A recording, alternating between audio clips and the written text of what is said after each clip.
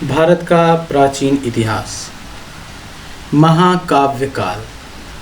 महाकाव्य काल का तात्पर्य रामायण और महाभारत के समय से है। रामायण की रचना काल के विषय में पर्याप्त मतभेद हैं। विंतरनिव्य का विचार है कि मूलतः इस ग्रंथ की रचना ईसा पूर्व 4वीं शताब्दी में हुई तथा इसका अंतिम स्वरूप 2री शताब्दी ईस्वी के पास निश्चित हुआ। संप्रति रामायण में 24,000 श्लोक हैं, जिससे इसे चतुर्विंशति सहस्री संहिता कहा जाता है। महाभारत की रचना का मूल समय भी ईसा पूर्व 4वीं शताब्दी माना गया है तथा इसके वर्तमान स्वरूप की तिथि 4वीं शताब्दी ईस्वी निर्धारित की जाती है। संप्रति महाभारत में 1,00,000 श्लोक का संग्रह है, जिसके कारण इसे शतसहस्र संहिता कहा जाता है। महाकाव्य काल तक आते आते आर्यों का प्रसार पूर्व की ओर अंग तक हो गया। देश में बड़े बड़े राज्यों की स्थापना हुई। कुरु, पांचाल, कौशांबी, कोसल, काशी, विदेह, मगध, अंग इस युग के विशाल राज्य थे। राजपद वंशानुगत होता था। रामायण में 18 विभागों का उल्लेख हुआ है। मंत्री, मुख्य सलाहकार, पुरोहित, युवराज, चंपति, मुख्य सेनापति, द्वारपाल, अंतर्वैयिक, अंतःपुर का निरीक्षण करने वाला, कारागार अधिकारी, द्रव्य संचयकृत राजभवन का मुख्य परिचारक, विनियोजक, मुख्य कार्याधिकारी, प्रदेष्टा, मुख्य न्यायाधीश, नगराध्यक्ष, कार्य निर्माणकृत, मुख्य अभियंता, धर्माध्यक्ष, सभाध्यक्ष, दंडपाल, दुर्गपाल, राष्ट्रांत पालक, सीमा रक्षक, अत्तिपाल, अरण्य रक्षक। महाभारत में मंत्रियों की संख्या 36 बतलाई गई है। महाभारत में 5 गणतंत्रात्मक राज्यों का भी उल्लेख मिलता है। अंधक, द्रुष्टि, यादव, कुकुर तथा भोज, इन 5 का एक संघ था, जिसके अध्यक्ष कृष्ण थे। सामाजिक दशा। काव्ययुगीन समाज की वर्णाश्रम व्यवस्था पर आधारित था। चारों वर्णों में ब्राह्मण अब भी श्रेष्ठ माना जाता था। सर्वप्रथम षष्ठी पर्व में ही यह विधान मिलता है कि चारों वर्णों को वेद सुनना चाहिए तथा शूद्र से भी ज्ञान प्राप्त करना चाहिए। रामायण में यवनशक तथा महाभारत में यवनशक, किरात, पहलव, हूण आदि विदेशी जातियों का भी उल्लेख मिलता है। महाकाव्य काल में बाल विवाह नहीं होते थे। शांति पर्व में चारों आश्रमों को ब्रह्मलोक में पहुँचने के मार्ग में 4 सोपान बताया गया है। समाज में बहुविवाह तथा अंतरजातीय विवाह का प्रचलन था। महाभारत में सती प्रथा के भी उदाहरण मिलते हैं। महाभारत में वेश्याओं का भी उल्लेख मिलता है। कृषि तथा पशुपालन आर्थिक जीवन के मुख्य आधार थे। भगवद गीता महाभारत के भीष्म पर्व का अंग है। रामायण में कौशल्या और तारा को मंत्रविद कहा गया है। महाभारत में द्रौपदी को दंडिता कहा गया है। उत्तर भारत की राजनीतिक तथा धार्मिक दशा। बौद्ध ग्रंथ अगुत्तर निकाय से ज्ञात होता है कि महात्मा गौतम बुद्ध के उदय के कुछ पूर्व समस्त उत्तरी भारत 16 बड़े राज्यों में विभाजित था। इन्हें 16 महाजनपद कहा गया है। काशी, कोसल, अंग, मगध, वज्जी, मल्ल, चेद, वत्स, कुरु, पांचाल, मत्स्य, शूरसेन, अशक, अवंती, गांधार, कंबोज। राज्य 2 प्रकार के होते थे। राजतंत्र, इनमें राज्य का अध्यक्ष होता था। गणतंत्र, ऐसे राज्यों का शासन राजा द्वारा न होकर गण अथवा संघ होता था। काशी, वर्तमान वाराणसी तथा उसके समीपवर्ती क्षेत्र ही प्राचीन काल में काशी महाजनपद था। काशी के उत्तर में वरुणा तथा दक्षिण में अस्सी नदी है। कोसल, वर्तमान अवध का क्षेत्र फैजाबाद मंडल प्राचीन काल में कोसल महाजनपद था। कोसल की राजधानी श्रावस्ती थी। यह उत्तर में नेपाल से लेकर दक्षिण में सई नदी तथा पश्चिम में पांचाल से लेकर पूर्व में गंडक नदी तक फैला हुआ था। साकेत का ही दूसरा नाम अयोध्या था। अंग उत्तरी बिहार के वर्तमान भागलपुर तथा मुंगेर के जिले अंग महाजनपद के अंतर्गत थे। इसकी राजधानी चांपा थी। महाभारत तथा पुराणों में चंपा का प्राचीन नाम मालिनी प्राप्त होता है। इसकी राजधानी चंपा थी। महाभारत तथा पुराणों में चंपा का प्राचीन नाम मालिनी प्राप्त होता है। मगध यह दक्षिणी बिहार में स्थित था। वर्तमान पटना तथा गया जिले इसमें सम्मिलित थे। मगध की प्राचीन राजधानी राजगृह अथवा गिरिब्रिज थी। यह नगर 5 पहाड़ियों के बीच में स्थित था। कालांतर में मगध की राजधानी पाटलिपुत्र हो गई। वज्ज यह 8 राज्यों का एक संघ था। इसमें वज्ज के अतिरिक्त वैशाली के लिच्छवी, मिथिला के विदेह तथा कुंडग्राम के जात्रिक विशेष रूप से प्रसिद्ध थे। वैशाली उत्तरी बिहार के मुजफ्फरपुर जिले में स्थित आधुनिक वसाड़ है। मल्ल पूर्वी उत्तर प्रदेश में देवरिया जिले में मल्ल महाजनपद स्थित है। यह भी एक संघ था। इसमें पावा, पडरौना, कुशीनरा, कसया सम्मिलित थे। चेदी आधुनिक बुंदेलखंड के पूर्वी तथा उसके समीपवर्ती भागों में प्राचीन काल का चेदी महाजनपद स्थित है। वर्ष आधुनिक इलाहाबाद तथा बांदा के जिले प्राचीन काल में वत्स महाजनपद का निर्माण करते थे। इसकी राजधानी कौशाम्बी थी। कुरु मेरठ, दिल्ली तथा थनेश्वर के भूभागों में कुरु महाजनपद स्थित था। इसकी राजधानी इंद्रप्रस्थ थी। पंचाल आधुनिक रुहेलखंड के बदायूं, बरेली तथा फर्रुखाबाद के जिलों से मिलकर प्राचीन पंचाल महाजनपद बनता था। मत्स्य राजस्थान प्रांत के जयपुर क्षेत्र में मत्स्य महाजनपद बसा हुआ था। इसकी राजधानी विराटनगर थी, जिसकी स्थापना राजा विराट ने की थी। सूरसेन आधुनिक ब्रजमंडल क्षेत्र में यह महाजनपद स्थित था। इसकी राजधानी मथुरा थी। अस्मक गोदावरी नदी के तट पर अस्मक महाजनपद स्थित था। अवंती पश्चिमी तथा मध्य मालवा के क्षेत्र में यह महाजनपद बसा हुआ था। इसके 2 भाग थे। उत्तर भाग की राजधानी उज्जप्रथनी थी तथा दक्षिण भाग की राजधानी महिष्मती थी। गांधार वर्तमान पाकिस्तान के पेशावर तथा रावलपिंडी जिलों की भूमि पर गांधार महाजनपद स्थित था। इसकी राजधानी तक्षशिला थी। रामायण से पता चलता है कि इस नगर की स्थापना भरत के पुत्र तक्ष ने की थी। 4 शक्तिशाली राजतंत्र। पहला कोसल।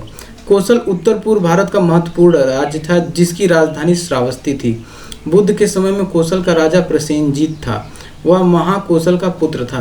प्रसेनजीत ने मगध को संतुष्ट करने के लिए अपनी बहन महाकोसल अपना कोसल देवी का विवाह मगध नरेश बिंबिसार के साथ कर दिया तथा दहेज में काशी तथा कुछ ग्राम दिए। बिंबिसार के समय में मगध और कोसल के बीच संबंध मैत्रीपूर्ण थे। बिंबिसार के पुत्र अजातशत्रु तथा कोसल नरेश प्रसेनजीत के बीच 2 युद्ध हुए थे। प्रथम में अजातशत्रु ने प्रसेनजीत को हराया था। दूसरे में प्रसेनजीत ने अजातशत्रु को पराजित किया था। प्रसेनजीत के बाद उसका पुत्र तथा उत्तराधिकारी विदुडभ हुआ। दूसरा वत्स। इलाहाबाद तथा बांदा जनपदों की भूमि पर स्थित वत्स भी गौतम बुद्ध के समय का एक प्रमुख राजतंत्र था। इसकी राजधानी कौशाम्बी में थी। श्रीहर्ष प्रियदर्शी का उद्यान प्रारंभ में बौद्ध मतानुयायी नहीं था, किंतु बाद में प्रसिद्ध बौद्ध भिक्षु पिंडोल ने उसे बौद्ध मत में दीक्षित किया। अवंती यह पश्चिमी भारत का मुख्य राजतंत्र था। गौतम बुद्ध के समय में यहाँ का राजा प्रद्योत था। महावग्र जातक में उसे चंड प्रद्योत कहा गया है। बिंबिसार के समय में मगध के साथ प्रद्योत का संबंध मैत्रीपूर्ण था। एक बार जब प्रद्योत पांडु रोग से ग्रसित हो गया था तो बिंबिसार ने अपने राज्य वैद्य जीवक को भेजा था। प्रद्योत बाद में अपने बौद्ध पुरोहित महाकच्चायन के प्रभाव से बौद्ध बन गया। अवंती बौद्ध धर्म का प्रमुख केंद्र बन गया था। चौथा, मगध। बहुकालीन राजतंत्रों में मगध सर्वाधिक शक्तिशाली सिद्ध हुआ।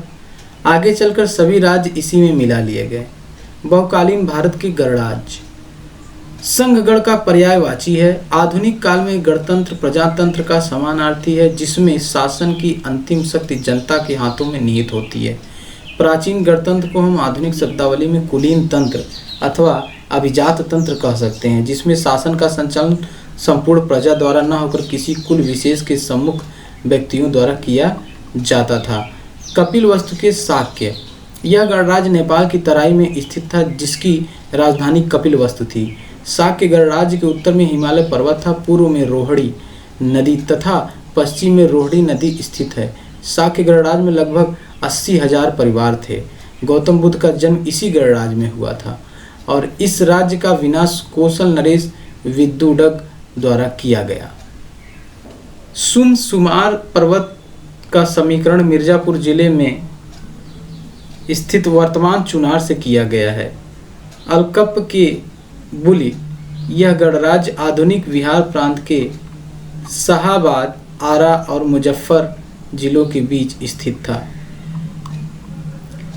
केशपुत्र के कालाम, राम गाम के कोलिय, कुशीनारा के मल्ल, धावा के मल्ल, पिटलियन के मिरित, वैशाली के लिच्छवी, मिथिला के विदेह। गणराज्यों का विधान तथा शासन पद्धति। गण की कार्यपालिका का अध्यक्ष एक निर्वाचित पदाधिकारी होता था, जिसे राजा कहा जाता था। अन्य पदाधिकारियों में उपराजा, सेनापति, भंडागारिक, कोषाध्यक्ष आदि प्रमुख थे। गणराज्यों का शासन गणतंत्रात्मक ढंग से चलाया जाता था। मत के लिए छंद शब्द का प्रयोग मिलता है। समानतः गणराज्यों की संख्या पर केंद्रीय समिति का पूर्ण नियंत्रण होता था। राज्य के उच्च पदाधिकारी तथा प्रादेशिक शासकों की नियुक्ति समिति द्वारा की जाती थी। दंड देने का अधिकार केवल राजा को ही था। धार्मिक दशा।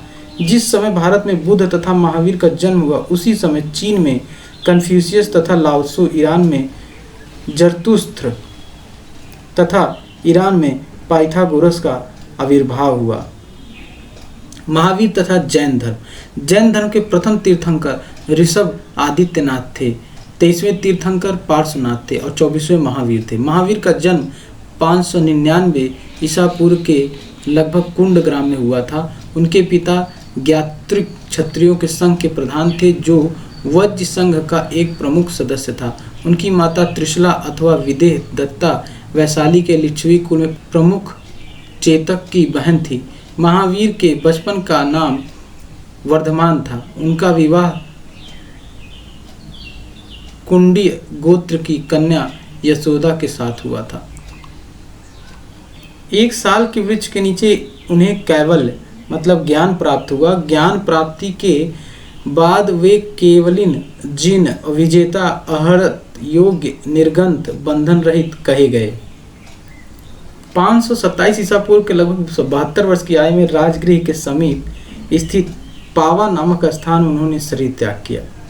जैन धर्म के 5 महाव्रत अहिंसा, सत्य, अस्तेय, अपरिग्रह तथा ब्रह्मचर्य हैं। महावीर पुनर्जन्म तथा कर्मवाद में विश्वास करते थे, किंतु ईश्वर के अस्तित्व में उनका विश्वास नहीं था। महावीर ने जीवन का परम लक्ष्य कैवल्य की प्राप्ति को माना है। जैन धर्म में सम्यक दर्शन, सम्यक ज्ञान तथा सम्यक चरित्र को त्रिरत्न कहा गया है। त्रिरत्नों का अनुसरण करने से कर्मों का जीव की ओर प्रभाव रुक जाता है, जिसे संवर कहते हैं। इसके बाद पहले से जीव में व्याप्त कर्म समाप्त होने लगते हैं। इस अवस्था को निर्जरा कहा गया है। श्वेतांबर, स्फूलभद्र, दिगंबर, भद्रबाहु। कलिंग का चेद शासक खारवेल भी जैन धर्म का महान संरक्षक था। गौतम बुद्ध और बौद्ध धर्म।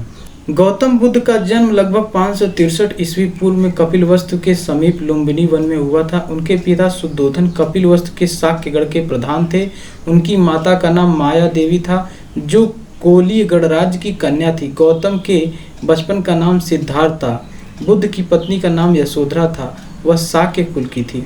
बुद्ध के गृहत्याग को ग्रंथों में महाभिनिष्क्रमण की संज्ञा दी गई है। 35 वर्ष की आयु में वैशाख पूर्णिमा की रात को एक पीपल के वृक्ष के नीचे उन्हें ज्ञान प्राप्त हुआ। अब उन्होंने दुख तथा उसके कारणों का पता लगा लिया। अरुवेला, गया, ऋषिपत्तन, सारनाथ। बुद्ध के प्रथम उपदेश को धर्मचक्र प्रवर्तन की संज्ञा दी जाती है। 4 आर्य सत्य: दुख, दुख समुदय, दुख का कारण, दुख निरोध, दुख निरोध गामिनी प्रतिपदा, दुख निरोध को ही निर्वाण कहा जाता है। अष्टांगिक मार्ग: सम्यक दृष्टि, सम्यक संकल्प, सम्यक वाक, सम्यक कर्मांत, सम्यक आजीव, सम्यक व्यायाम, सम्यक स्मृति, सम्यक समाधि। ब्राह्मणों ग्रंथों द्वारा प्रतिपादित वेदों की अपौरुषेयता एवं आत्मा की अमरता के सिद्धांत को उन्होंने स्वीकार नहीं किया, फिर वे पुनर्जन्म तथा कर्म के सिद्धांत को मानते थे। धर्म प्रचार: बुद्ध ने अपना प्रथम उपदेश सारनाथ में दिया। वैशाली के प्रसिद्ध नगर वधु आम्रपाली उनकी शिष्या बनी तथा उसने भिक्षु संघ निवास के लिए अपनी आम्रवाटिका प्रदान कर दिया। इसी स्थान पर प्रथम बार बुद्ध ने महिलाओं को भी अपने संघ में प्रवेश करने की अनुमति प्रदान की तथा भिक्षुणियों का संघ स्थापित किया।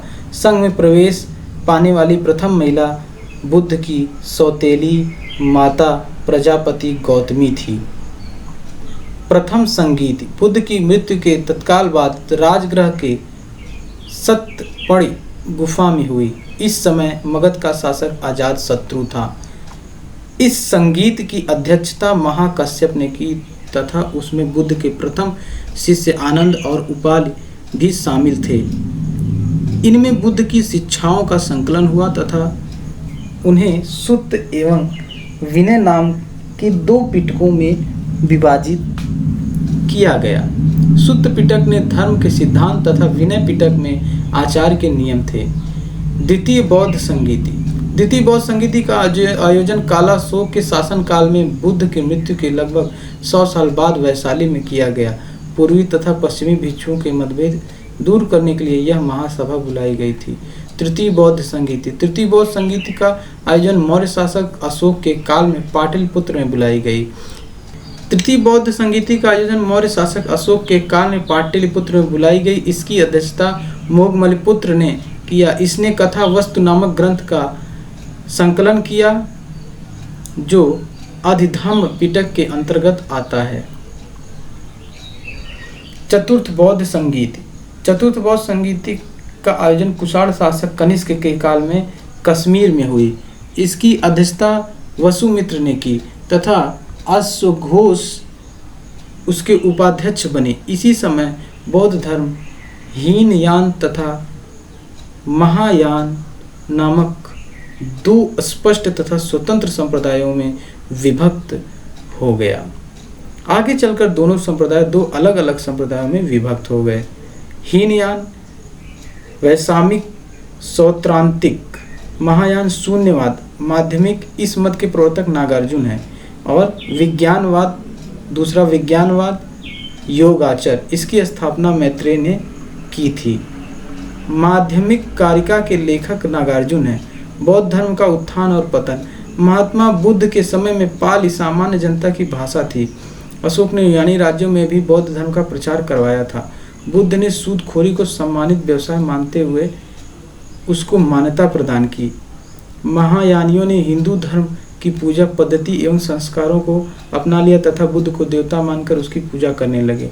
गांधार शैली के अंतर्गत सर्वप्रथम बौद्ध मूर्तियों का निर्माण किया गया। दीघ निकाय के अनुसार चंपानगर की निर्माण योजना सुप्रसिद्ध वास्तुकार महागोविंद ने की थी। मगध और अंग चंपा नदी के द्वारा अलग होते हैं।